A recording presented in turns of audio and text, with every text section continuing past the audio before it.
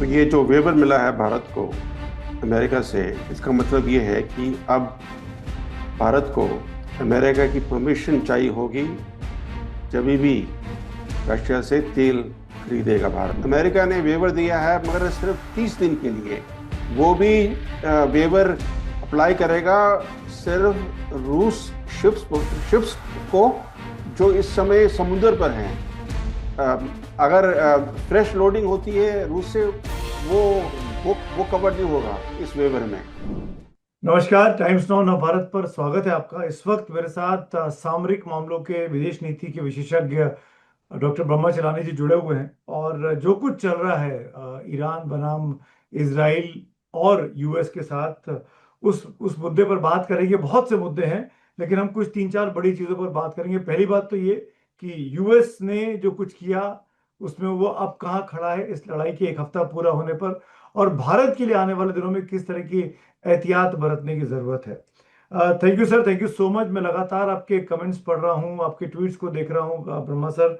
पहली बात यहीं से शुरू करता हूँ और जो आज की सबसे बड़ी खबर है और वो ये कि जिस तरीके से अमेरिका ये बोल रहा है कि भारत अब रूस से तेल ले सकता है, 30 दिन की हमको उसने एक विंडो दे दी है। ये डेवलपमेंट सामरिक तौर पर, कूटनीति के तौर पर, इसको आप कैसे देखते हैं? तो ये जो वेवर मिला है भारत को अमेरिका से, इसका मतलब ये है कि अब भारत को अमेरिका की परमिशन चाहिए होगी जब भी रशिया से तेल खरीदेगा भारत। तो ये सवाल उठता है कि इस तरह का समझौता क्यों किया भारत ने अमेरिका के साथ, क्योंकि ये तो सॉवरेन डिसीजन होना चाहिए कि भारत किस देश से किस कॉस्ट पर खरीदे। ये तो भारत का अपना डिसीजन होना चाहिए। मगर अब साफ जाहिर हो गया है कि इस वेवर दिखा रहा है कि भारत ने एग्री किया था जब ये फ्रेमवर्क ट्रेड डील साइन हुई थी पिछले महीने कि भारत रूस से तेल खरीदना बंद कर देगा। अब उसके बाद क्योंकि अब स्ट्रेट ऑफ हॉर्मुज एक तरह से ऑलमोस्ट बंद है, तो भारत की जो एनर्जी सिचुएशन है वो काफ़ी गंभीर हो गई है। तो भारत ने वॉशिंगटन से परमिशन मांगी कि एक वेवर चाहिए, और अमेरिका ने वेवर दिया है मगर सिर्फ 30 दिन के लिए। वो भी वेवर अप्लाई करेगा सिर्फ रूस शिप्स को जो इस समय समुद्र पर हैं। अगर फ्रेश लोडिंग होती है रूस से, वो वो कवर नहीं होगा इस वेवर में।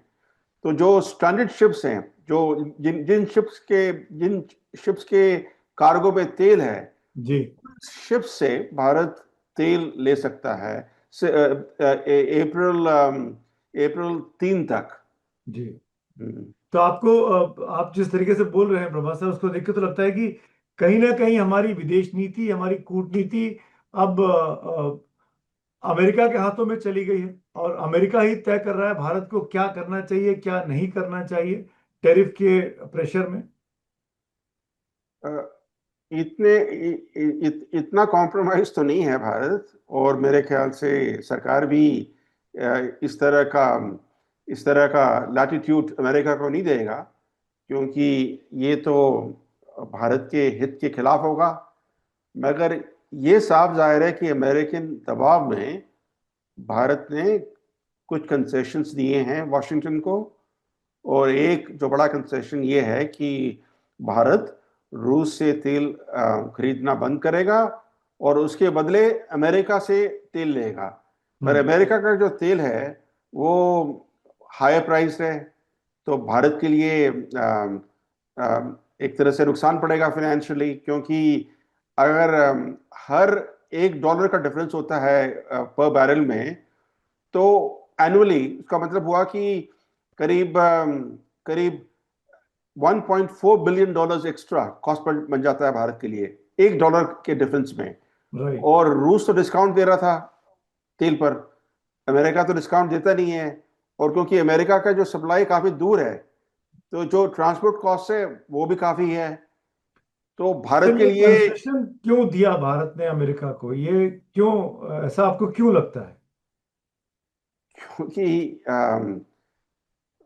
सरकार ने समझा कि अमेरिका के साथ रिश्ते सुधारने के लिए और बढ़ाने के लिए ये कंसेशन देना जरूरी है।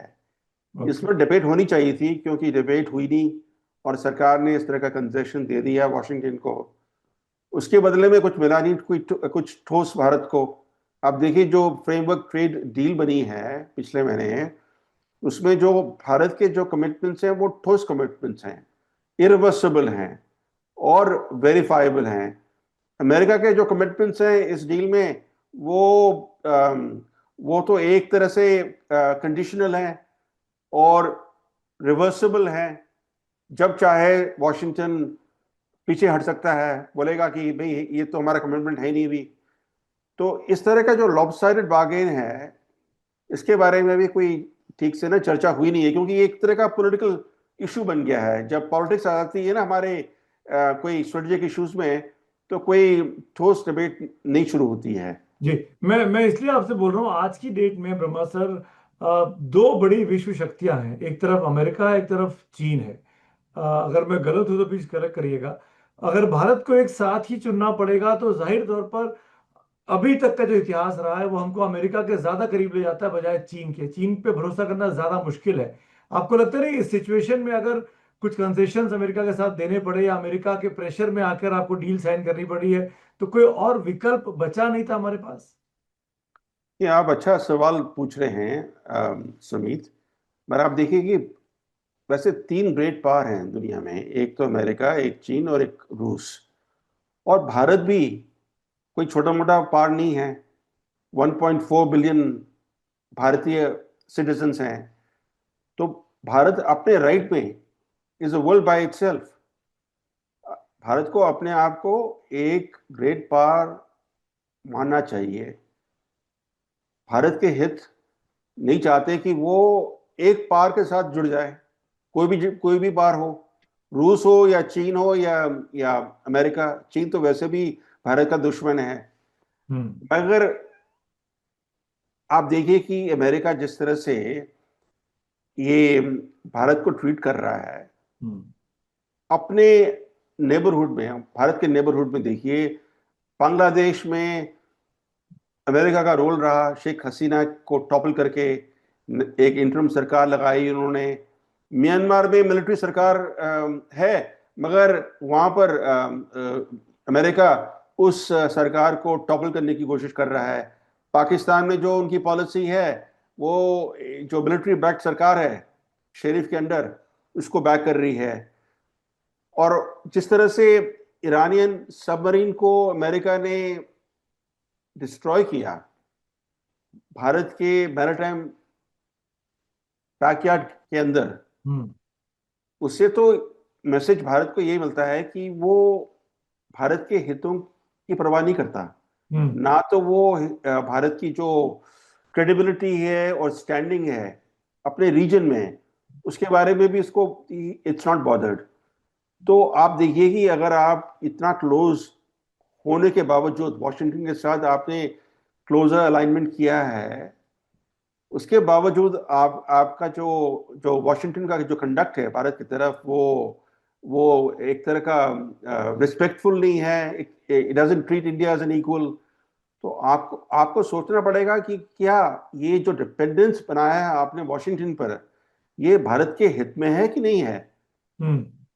तो जो कुछ आपने जो बात की, अपने मैरीटाइम कोर्स पे जो हुआ 2 दिन पहले, जिस तरीके से ईरानियन फ्रिगेट को मार गिराया अमेरिकन ने, आपको लगता है कि इससे भारत और ईरान के संबंधों पर भी फर्क पड़ेगा? हालांकि कल से और आज के बीच में ईरान के दूतावास में हमारे विदेश सचिव गए, हमारे विदेश मंत्री ने वहां के विदेश मंत्री से फोन पर बात की।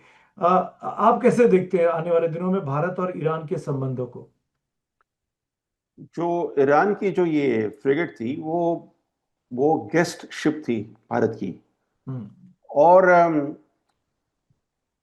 भारत के मैरिटाइम बैकयार्ड में उसको अटैक करके, क्योंकि ये अनआर्म्ड थी, क्योंकि जो भी एम्यूनिशन था इस शिप में, वो जब लाइव ड्रिल्स हुए थे विशाखापट्टनम के पड़ोस में, वो सारे खत्म हो गए थे। तो एक तरह की अनआर्म्ड शिप थी। अनआर्म्ड शिप को टारगेट करना इंटरनेशनल लॉ में उचित नहीं माना जाता है। और वो भी अटैक हुआ भारत के मैरीटाइम बैकयार्ड में, और ना तो कोई प्रायर कंसल्टेशन हुआ भारत के साथ। तो इससे जो एक तरह से भारत के लिए एम्बैरेसमेंट हुआ ना, ये जिस तरह से ये पूरा अटैक हुआ है, इससे भारत की स्टैंडिंग नहीं बढ़ती है अपने रीजन में, बल्कि भारत के लिए एक तरह का पॉलिटिकल मेस बन गया कि भारत का जो मेजर डिफेंस पार्टनर है अमेरिका, उसने चुपचाप भारत के इंडियन ओशन में आके एक ईरानियन गेस्ट शिप को जो वापस जा रही थी, उसको अटैक करके इसको मुझे उसको माफ करिएगा, नष्ट कर दिया। वो इंटरनेशनल वाटर्स में था, इंडियन सी कोस्ट लाइन के पास नहीं था, वहां पर उसके साथ ये उसको अटैक किया गया। उसमें इंडिया क्या कर सकता था सर? नहीं, हम लीगल रिस्पॉन्सिबिलिटी की बात नहीं कर रहे हैं। और इंटरनेशनल वाटर्स जो आप कह रहे हैं, वो भारत के अपने डेफिनेशन से are within India's maritime backyard. India कहता है कि हम इंडियन ओशन में नेट सिक्योरिटी प्रोवाइडर हैं, और इंडियन नेवी अपने आप को एडवर्टाइज करता है as the guardian of the Indian Ocean. ये तो आप देखिए कि जब ये एक स्ट्राइक से ये जो भारत का नैरेटिव है, अमेरिका ने पंक्चर कर दिया। अब जो दूसरे पड़ोसी देश है हमारे, पाकिस्तान तो छोड़ दीजिए, मगर छोटे मोटे देश भी हैं जैसे श्रीलंका और मालदीव्स, वो क्या समझेंगे कि जो भारत अपने आप कहता है कि ये हमारा ये बैकयार्ड है, उस बैकयार्ड में अमेरिका जो दोस्त है भारत का, उसने आके एक भारत की जो गेस्ट शिप थी ईरान से, उसको नष्ट कर दिया बिना बिना न्यू दिल्ली को कुछ बताए। तो इससे एम्बैरेसमेंट नहीं हुआ भारत को। और 5 दिन के बाद भारत ने कुछ बोला खमेनी के बारे में, और शिप के बारे में इतने सारे सेलर्स मारे गए हैं, आज तक भारत की सरकार से कोई कंडोलेंसेस नहीं एक्सप्रेस हुए हैं। और बल्कि उस पूरे इंसिडेंट पर भारत सरकार ने कोई टिप्पणी नहीं दी है।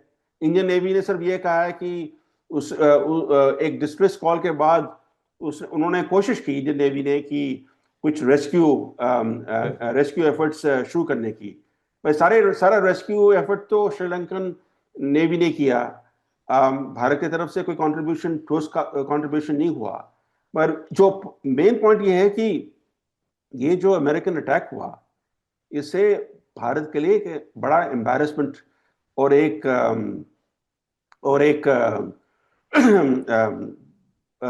तरह से जो भारत की जो स्टैंडिंग है इंडियन ओशन रीजन में, उस पर धक्का लगा है। सर अब लेकिन 5 दिन के 6 दिन के बाद विदेश मंत्रियों के बीच बातचीत हुई। जयशंकर साहब ने कल एक्स पर पोस्ट किया, विदेश सचिव गए। आपको लगता है कि अब भारत ने ये ठीक कदम उठा लिए हैं?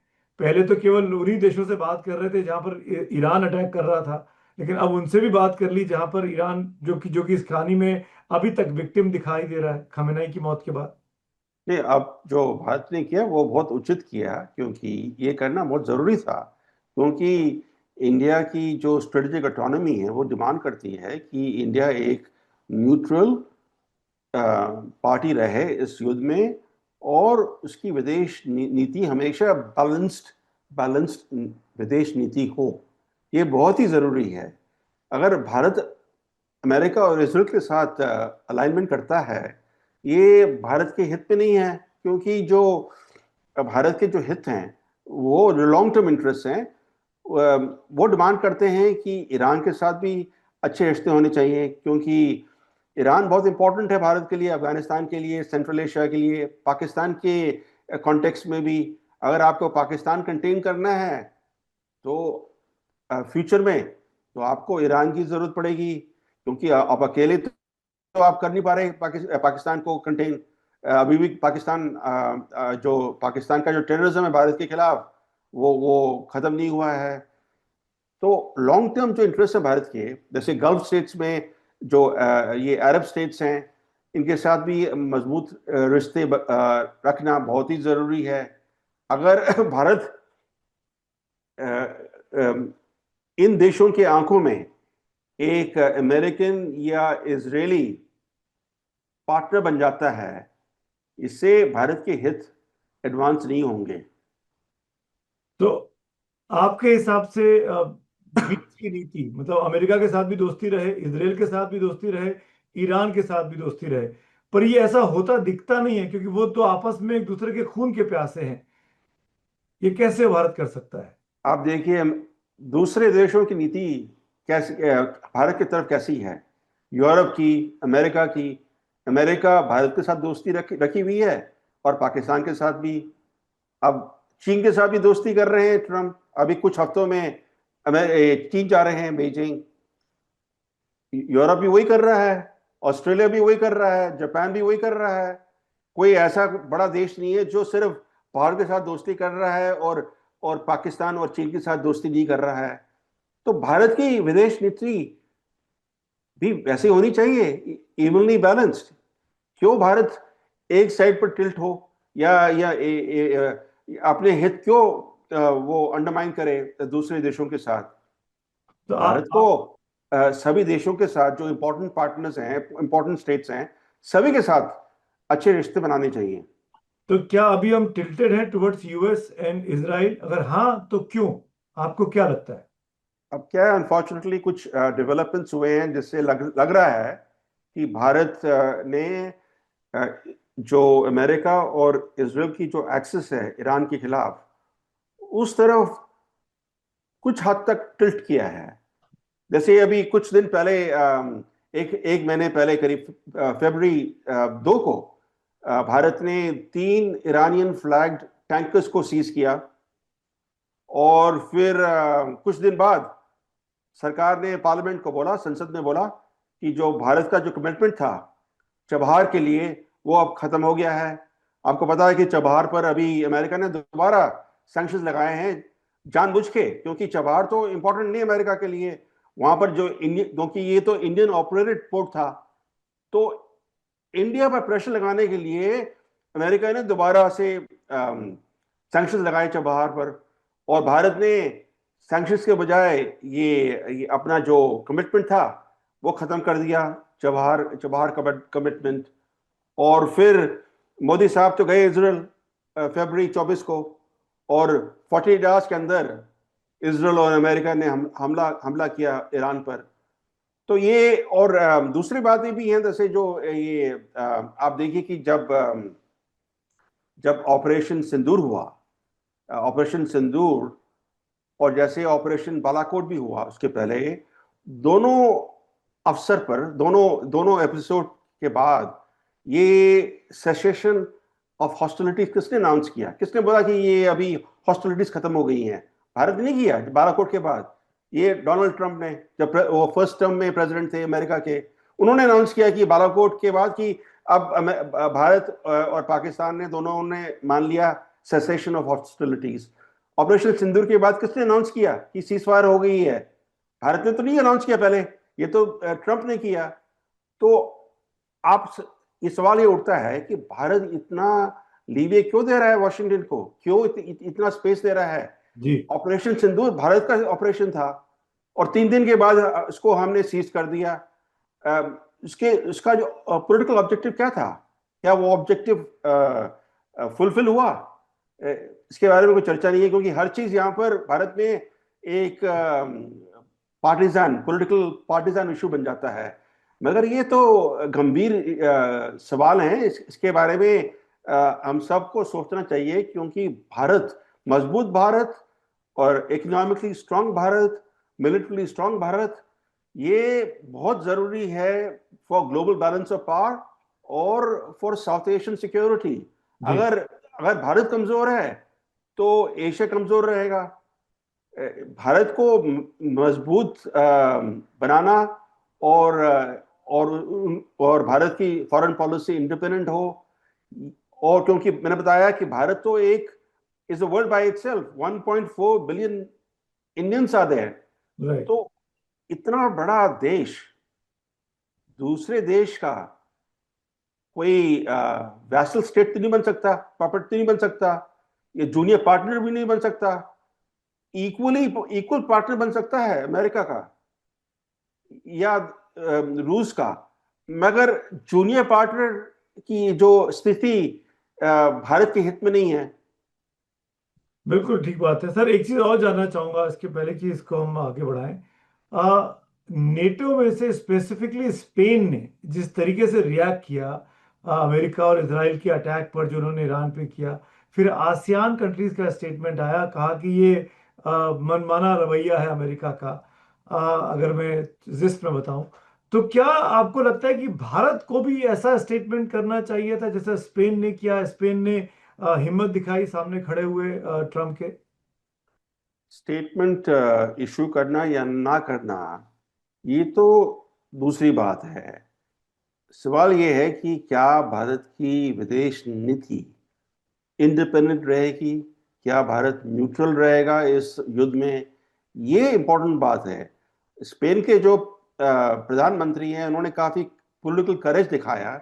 जिस तरह की इन्होंने जिस तरह का स्टैंड लिया है, बहुत ही करेज चाहिए इस तरह की स्टेटमेंट इशू करने के लिए। तो भारत की तरफ से इस तरह का स्टेटमेंट मेरे ख्याल से उचित नहीं होता, क्योंकि स्पेन तो एक नेटो अलाई है अमेरिका का। भारत तो एक तरह से काफी वनरेबल है, क्योंकि 9.3 मिलियन इंडियंस गल्फ कंट्रीज में हैं। हमारा जो तेल और गैस है वो स्ट्रेट ऑफ हॉर्मुज से आता है। तो ये सारे जो वनरेबिलिटीज हैं भारत की है, तो इस तरह का बहुत ही कॉम्बैटिव स्टेटमेंट इशू करना मेरे ख्याल से उचित नहीं था भारत के लिए। मगर हम्म। जो चीज उचित है वो है ये है कि भारत एकदम न्यूट्रल रहे इस युद्ध में। ये एक तरफ एक एक वन साइडेड वॉर है, क्योंकि बिना कोई जस्टिफिकेशन अमेरिका ने और इसराइल ने ईरान के खिलाफ ये युद्ध शुरू किया है। तो भारत बिना कुछ बोले कि कौन कौन कौन सा साइड, कौन से साइड ने ये युद्ध शुरू किया, बिना कुछ बोले भारत को न्यूट्रलिटी रखना बहुत ही जरूरी है। और ये जो भारत और अमेरिका के बीच में ये मिलिट्री अग्रीमेंट्स हैं, इस तरीके से कॉमकासा, लिमोआ, चार बड़े इंपॉर्टेंट मिलिट्री एग्रीमेंट्स हैं। भारत को इंश्योर करना पड़ेगा कि ये लिमोआ स्पेशली और दूसरे एग्रीमेंट जैसे कॉमकासा इस युद्ध में अमेरिकन फोर्सेस यूटिलाइज ना करें। क्योंकि अगर भारत के पोर्ट्स में अमेरिकन शिप्स, वॉरशिप्स रिफ्यूल करते हैं या दूसरे फैसिलिटीज यूज करते हैं, इससे क्या होगा कि भारत एक लॉजिस्टिकल एक्सेसरी बन जाएगा, इनडायरेक्ट पार्टी इस युद्ध में। तो भारत को ये इंश्योर करना पड़ेगा कि इस युद्ध में लिमोआ और जो दूसरे एग्रीमेंट्स हैं वो वो अमेरिकन मिलिट्री उन एग्रीमेंट्स को युद्ध के लिए यूटिलाइज ना करे। ये तो पीस टाइम एग्रीमेंट्स हैं। युद्ध के समय ये एग्रीमेंट्स सस्पेंड होने चाहिए ऑपरेशनली। ऑपरेशनली का मतलब कि आप अमेरिकन शिप्स को रिफिल मत कीजिए इस समय, क्योंकि अगर वो रिफिल करते हैं इंडियन पोर्ट्स में और फिर ईरान को अटैक करेंगे तो भारत एक तरह से इनडायरेक्ट पार्टी बन जाएगा इस युद्ध में। तो राइट। जो इम्पोर्टेंट पॉइंट ये है कि भारत को न्यूट्रलिटी न्यूट्रलिटी भारत को न्यूट्रलिटी रखना बहुत ही जरूरी है। सर एक इशू और, अमेरिका और ईरान की इस लड़ाई में पहले दिन ही खामनाई साहब का खात्मा हो गया, उनको असैसिनेट कर दिया। लड़ाई 7वें दिन चली गई है, 6 दिन हो गए उनके जाने के बाद भी। क्या लग रहा है, क्या ये लड़ाई एंडलेस है? क्या ये लड़ाई लंबी चलेगी जैसे हम हमास के साथ देख रहे हैं इसराइल को? ये लड़ाई ना तो ट्रम्प के हाथ में है, इसकी जो ट्रैजेक्टरी है। क्योंकि युद्ध शुरू करना आसान है, युद्ध को खत्म करना बहुत मुश्किल है। अब जिस तरह से ट्रंप ने ये युद्ध शुरू किया खमेनी को मार के, उन्होंने ये सोचा नहीं, उनका सोच था कि खमेनी को मारने से ईरान की रेजीम कोलैप्स हो जाएगी। उनको ये ख्याल नहीं आया कि खमेनी को मारने से ईरान का देश यूनाइटेड हो जाएगा और फिर रिवेंज सीखेगा। अब ये युद्ध की ट्रैजेक्टरी ट्रंप के हाथ में नहीं है, ना ईरान के हाथ में है। तो ये युद्ध कब तक चलेगा ये ट्रंप को भी पता नहीं है, ये ईरान को भी पता नहीं है, मगर इससे है कि सारे पूरे रीजन को और भारत को भी काफी नुकसान हो सकता है। खबरों की रणभूमि में यहां शोर नहीं सोच लड़ती है, जहां शब्द नहीं फैक्ट्स वार करते हैं और हर सवाल खोलता है सच की नई परत।